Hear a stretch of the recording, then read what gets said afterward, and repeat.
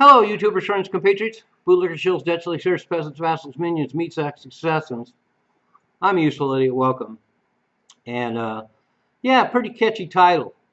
And I've looked at all the information now, and I'm absolutely certain that the assassination attempt on Donald Trump was a failed deep state operation. But I hope you'll bear with me because I want to do a little preface about the idea of conspiracies in general before I get into the meat of this. And I'll be using a lot of notes, unusual for me now, because there's so many details to go over about this event. So the first thing I want to talk about is conspiracies and conspiracy theories in general. And I think that's important to put this entire story in the context of that whole idea because it explains a lot of the mechanisms involved when we have events like this. And so let me start with the first thing that the term conspiracy theorist was coined by the CIA, I think around 1967, but it might have been earlier. And this is fully documented. Internal documents came out talking about the CIA coining that phrase to deal with the Kennedy assassination. And they already knew when they invented the term conspiracy theorist that they could move forward using the term conspiracy theorist to label anything and have it immediately derided and dismissed because clearly only nuts believe in conspiracy theories. I don't naturally gravitate towards conspiracy theories except that as a student of history there's a complete pantheon of events that were conspiracy theories that eventually turn into conspiracy facts, nearly all of them except for things like flat earth. But anyway, so there's the origin of the term conspiracy theorist. And then we have the fact that a lot of people seem to make the argument that, well, these grand conspiracies must be fake because there had to be hundreds, if not thousands, of people who knew, and a lot of them would have come forward. And 9/11 is a good example of that. They say, well, no, there was no conspiracy theory there because hundreds, if not thousands, of people would come forward with this crazy information. But the fact is, hundreds of witnesses did come forward, and kind of like after the JFK assassination, a lot of these people mysteriously died, and the same thing happened with 9/11 conspiracy theorists and whistleblowers. And the other thing that's really important to remember about conspiracy theories is that it's really not necessary to have hundreds or thousands of people on board. The only people that really need to know the complete picture of what's going on are the people at the top that instigate these things. Everybody else can be brought along, and a lot of them are useful idiots. And a lot of these people think they're doing the right thing, but they don't have the complete picture. They don't know all the details. They think they're doing the right thing and fulfilling their roles to do the best thing for the country and for themselves. But the reality is these people can be used. They fulfill their role. They fulfill their role for the people at the top that are instigating these conspiracies. So that's something important to keep in mind about conspiracies and conspiracy theorists. So, and another thing about conspiracies, of course, is that, you know, they're often labeled as, you know, right-wing conspiracy nuts. But the fact is, one doesn't have to look too far to realize that there's conspiracy theories on the left and the right. We know all the common right-wing conspiracy theories about Barack Obama's fake birth certificate and things like that. But we have plenty on the left too. The left have conspiracy theories about this whole Trump assassination was staged. They had conspiracy theories about the Hunter Biden laptop being a Russian hoax and the like. So the idea that conspiracy theories only exist on the right, of course, is completely false. But so let's get into the meat of this. There's just too much information to think that this is anything. It's not a botched security issue. It's a botched deep state hit. And first of all, we have the whole idea that there's so much ineptitude. And this is a common deflection of the realities of a conspiracy event. A good example of that recently was the whole idea that the largest, most efficient security apparatus in the world in Israel had no idea the October 7th attack was going to happen. And of course, as we now know, not only did they know it was going to happen and lower their security systems to facilitate it happening, but we find out that internal elements in Hamas were co-opted and used to create that event, which makes perfect sense. There's no reason why Hamas would perpetrate an event like that, knowing full well that the results would be what we're seeing now, a complete destruction of Gaza and the Palestinian state, and eventually will end in the extermination of most of the Palestinian people.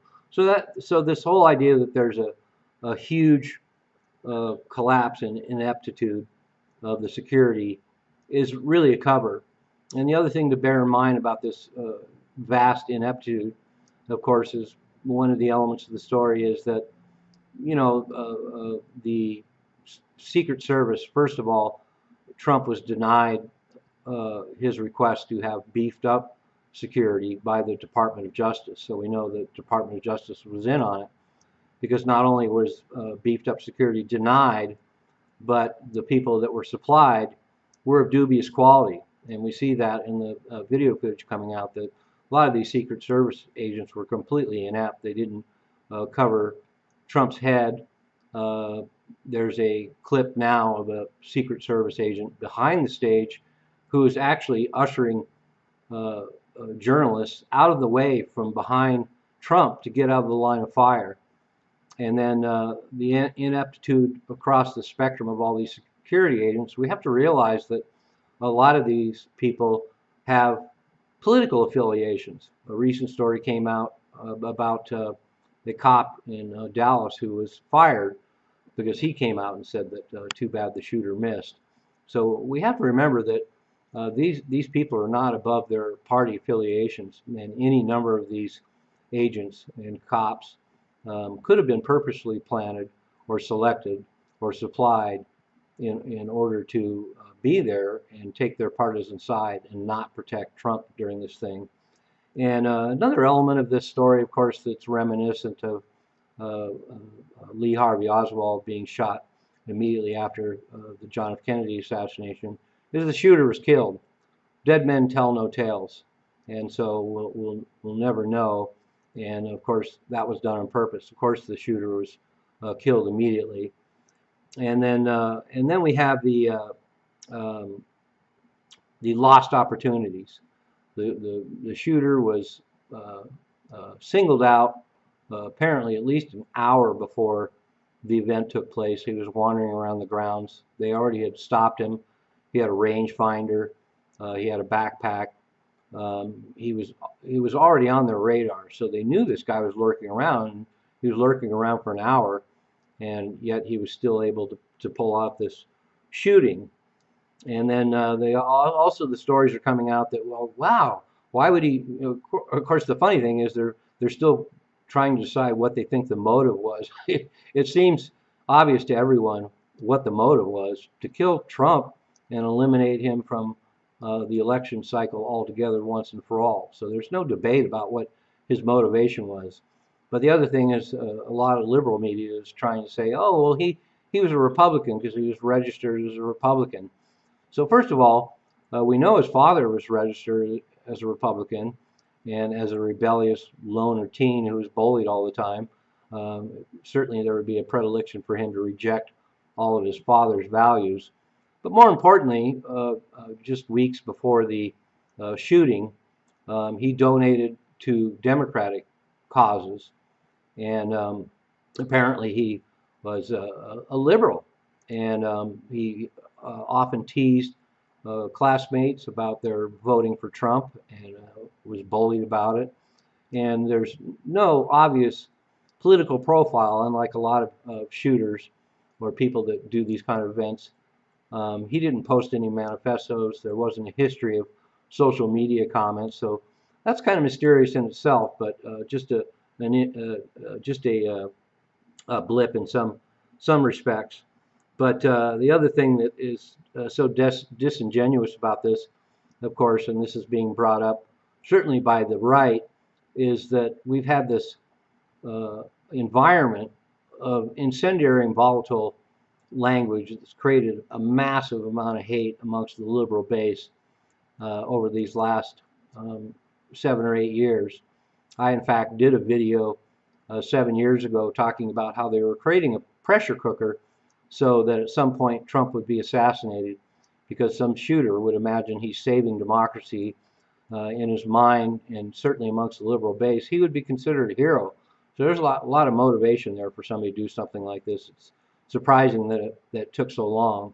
And the discussion out there, of course, now is about all the heated rhetoric that happened all these years before the shooting took place. And of course, the liberal politicians, including Joe Biden, are all rejecting this idea that they're the ones that created all this hate. They're the ones that created all this hysteria.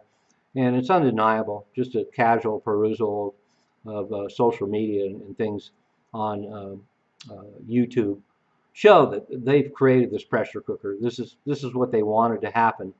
And the idea that Joe Biden would get on there and talk about the fact that the nation needs to have unity and tone down the rhetoric is so hypocritical. He's certainly been one of the most visible components of creating this hateful rhetoric and all this hyperbolic language, and they all have blood on their hands. And the same thing with the liberal base. They've been having incredibly violent and provocative posts for the last 8 years. They wanted Trump to be dead. They make no secret of it. And it was a time, and in fact, I didn't do any research, but I would imagine if you did a survey across social media, you don't find that many conservatives that are talking about Biden being killed or Biden being assassinated or Biden being dead. For one reason, there's no reason. He's obviously dead from the neck up and has been for 4 years, and but there's no existential threat there. But on the other hand, the liberal base on social media has been outrageous, and their wish for not only death to Trump, but death to anybody that follows him or votes for him. So once again, they're in complete denial. They're total hypocrites, and just astonishing that we're having this conversation. It's so obvious, and a good example of that is right after the SCOTUS decision about immunity. Social media was flooded with liberals calling for the fact that, well, now that Joe Biden has complete immunity for whatever he does, now's a good time to go out and shoot Trump. And no surprise there.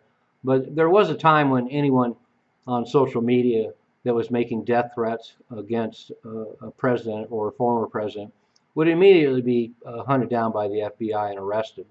And we haven't seen that for 8 years. So that's very telling in itself. And another thing we have to consider is that after everything that the Biden administration has done to try and stop Trump with all these trumped up legal cases and everything else that's been going on, they're out of arrows. They don't have anything to do anymore. The only thing they had left was to actually kill Trump. And anybody that has any critical thinking and any ability at analysis would know that for the last 8 years, that their final solution would be eventually to kill Trump. And I did a video 3 weeks ago talking about the likelihood of Trump being assassinated, eerily coming true. But the fact is that with all this heated rhetoric and no accountability for all this kind of violent talk, somebody was going to step up and do this. It wasn't a matter of if, it was a matter of when. And so I spoke in my last video 3 weeks ago about this, that I wasn't sure that they would take that final step because it would be so obvious. It would show their desperation. It would show their pathology. And it's just not a smart move, because certainly if they killed Trump, he would be out of the election cycle once and for all, but he would be a martyr. And that would be a very difficult thing to deal with in itself. But ultimately I decided they are pathological enough to do something this stupid. And we also know that Biden is not necessarily responsible for this obvious hit because he's not running anything. The deep state is running the Biden administration now. It could be a combination of people in intelligence agencies. It could be Obama. But the deep state is running things. And since they have a front man that, like Biden, that's going to take all the heat, for them to set up an assassination is really a no-brainer. And so since Biden's not running things, then this is a deep state operation, and they have no compunction or any hesitation in putting together an assassination attempt. So let's get into the details. I mean, there's a lot of them, and I'm going to save the big one for last. But um, the whole setup, and once again, it's a deflection and smoke screen, just focusing in on the ineptitude. The ineptitude was constructed and manufactured and purposely put together to have this plausible deniability and to be able to try and just put it forward that all these security failures were just a matter of ineptitude. But as I said, and I'll state again, this was a constructed ineptitude to cover for the realities. And so we have the story of the cop who actually confronted him on the roof with the rifle, and then just stepped away, climbed back down off the building and let him do it. So that certainly bespeaks of the fact that the security apparatus in general, from the security, the Secret Service and the cops with partisan affiliations, there's all kinds of reasons for them to just let this shooter do. And that's one of the core things about this story, is that every step of the way, this shooter was not only allowed, but was facilitated. And Mises organization put out a story today that really says it all. There's only two possibilities. There's either just a massive amount of ineptitude, or it was completely orchestrated. And I'm siding with the fact that it was completely orchestrated. And as I mentioned, the Secret Service detail was completely inept. They didn't do any head cover when he was actually shot. There was a lot of chaos. A lot of the Secret Service agents on stage actually, as video show, were more concerned about protecting themselves. And then we have the detail around the car that even had trouble with the crowd and couldn't even holster their weapons. There's no perimeter security. There's interviews now with neighbors who said it was just wide open. They couldn't even believe it. Nobody even came and discussed it with them, even though they're right next to the fairgrounds. They said anybody could have walked in and out. So they obviously left the whole security perimeter around the whole event just wide open.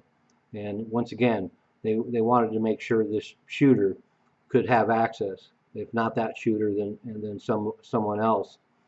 And then we have the fact that the shooter was allowed 3 minutes to get off.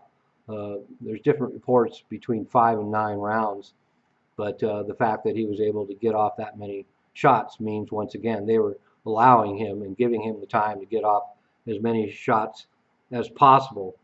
And then we have the parents calling the police an hour or so before the event, talking about the fact that they were concerned about their son and that he was missing.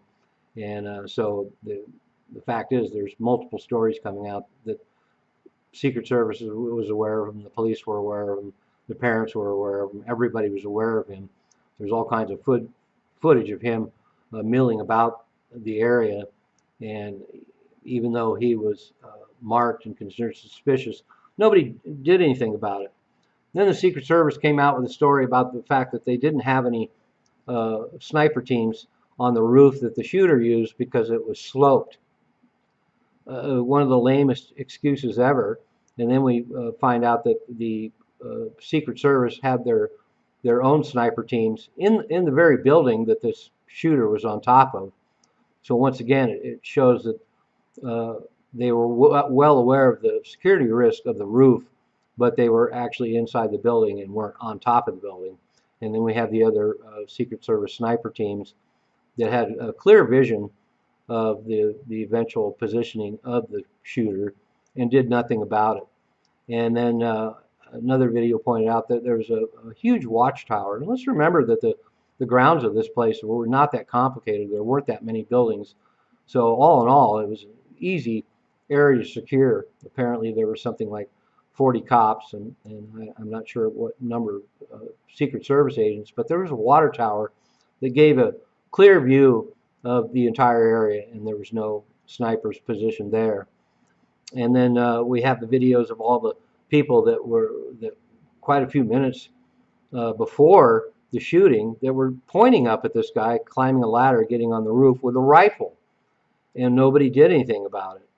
And the fact that the shooter was able to walk 150 yards with a rifle, climb up on the roof, be easily visible to everyone there, and was able to climb on the roof, and all the warnings of the witnesses all ignored. And the cops spotted him just minutes before and did nothing about it. The cops even took photos of him because he was acting suspiciously and did nothing about it. Let's see, what else have we got? Oh, an hour before the shooting, he was declared a suspicious character and should have been neutralized immediately. But now, given an hour to wander around the grounds, and still nothing was done about it. And the debacle after the shooting is just unbelievable. Of course, we have all the liberals going online and talking about too bad he missed. We've seen all kinds of regular people and politicians and police and everyone being fired now for making these kind of comments on social media, but they can't possibly deal with all the ones that are out there. But these insane theories on the conspiracy theories coming out on the left now, that the whole thing was staged to give Trump sympathy, are ridiculous. The idea that he was cut by glass from the teleprompter. We have the liberal media outlets downplaying the event, saying that he just fell and that there was a lot of drama because somebody heard a couple of loud pings and all of this stuff. And then the fact that they're all denying any responsibility for all their rhetoric, calling him an existential threat to democracy, the next Hitler, a fascist, a completely evil person, filling a bunch of people that don't have any intellectual capacity at all. Their heads have been filled with garbage and hate, visceral hate, for the last 8 years, and now they're taking no responsibility for it whatsoever. And so that's another just disgusting part of this whole story. And now we have, and as I pointed out in my last video, we're going to see more shooting attempts. We got 3 or 4 months before the election. Trump is still alive. It's now looks like it was going to be a landslide before, but now political evaluations on even liberal media are showing that it's going to be a complete historical landslide, and that's undeniable now. And we're going to have more attempts. Recently at a Milwaukee rally for Trump, another person was captured with an AK-47 that was probably going to try and shoot Trump.